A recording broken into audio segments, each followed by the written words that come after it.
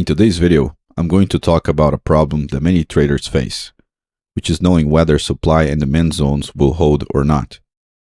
I'm going to give you practical tips so you can know this in real time. It's very common for traders to observe a trending market and consequently observing supply and demand zones working well in the last significant high or low. But when the trader tries to apply the same principle in the next market move, the technique fails.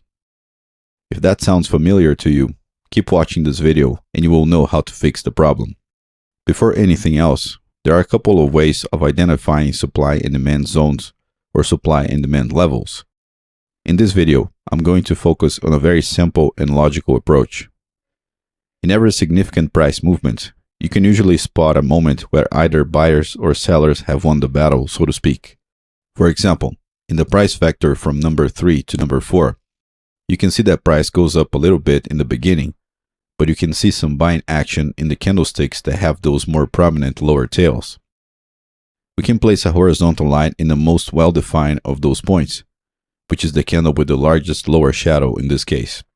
Notice that at some point during that candlestick, sellers made price go all the way down to the candle low, but buyers appeared and made the candle close on its upper range. That's how you identify the demand zone or demand line in this case. By the way, if you don't know how supply and demand trading works, I have a free video course in the channel. You can check it out in the YouTube card in the upper right corner of the video. Eventually, price goes up to form high number 4, and then the buyers exhaust their energy. Naturally, price begins to fall once that happens. One of the ways of measuring this exhaustion is by using the Andrews pitchfork. To project high 4, you would plot the pitchfork in the extremes 1, 2, and 3. In this case, the pitchfork is too steep, so we use the modified shift version of the fork. High number 4 happens more or less at the center line of the modified shift pitchfork. It's not the best projection in the world in this case, but it's good enough. Notice also how high 4 is marked by a fractal candle pointing down. Once price starts to go down, you will start to wonder if the demand line will be able to hold price action or not. That entails the discipline of waiting for price to reach the levels you drew before without changing them. By advancing price, we can see that when the market reaches the level of those prominent lower shadows, it produces a clear reaction. Notice the low volatility on the bearish candles leading to the first touch, and then how price creates a bullish fractal candle with greater volatility twice at the levels that were pre-established. Notice that this is pure logical price reading. No momentum, no volume, no fancy lines or anything like that. Just observing how price reacts to the levels it creates in the recent past. Just for the sake of illustration, I feel the need to show you at least the pitchfork analysis that goes along with that though. The pitchfork placement here is straightforward. It's on market extremes 2, 3, and 4. Notice how the price level that tests the demand zone is also testing the pitchfork on the outside. In pitchfork analysis, when price fails to reach the center line of the fork and breaks to the outside, we have what's called a Hagopian's rule, which is an indication that price will reverse. From that point onwards, we can see how price sets off to the upside and create high number 6.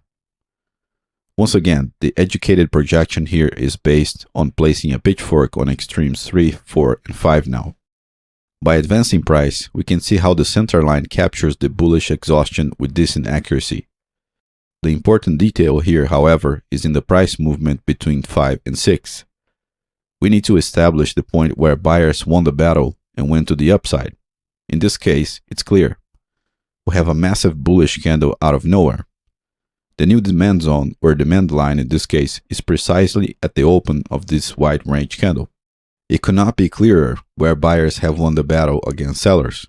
If price comes back to this level in the near future, that's where buyers must show up again if this uptrend is to continue. As price begins to fall, you need to pay careful attention to how price reacts to that level, no matter what happens before. Once price eventually gets there, it gives you a subtle clue about what's going to do. Notice how sellers violate that level without any problem. Beyond that, the demand line, which should act as support, is now acting as resistance.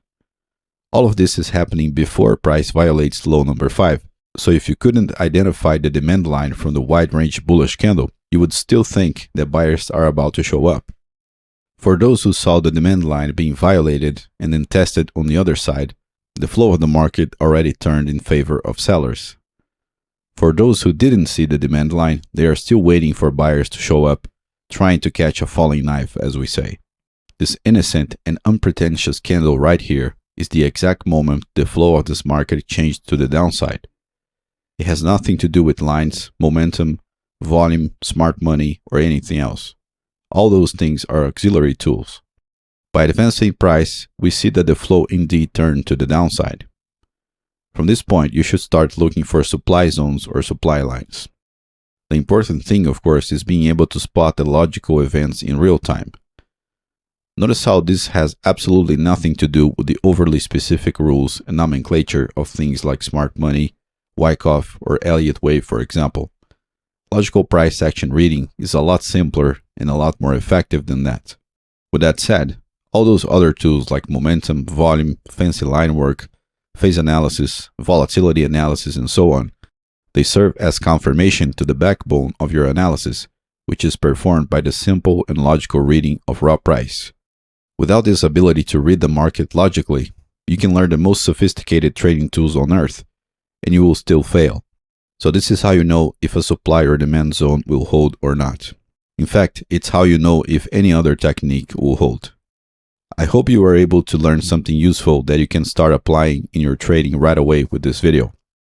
If you enjoyed it, please help support the channel by clicking the like button, subscribing to the channel, activating the notifications button, sharing the video, and leaving your feedback below in the comment section.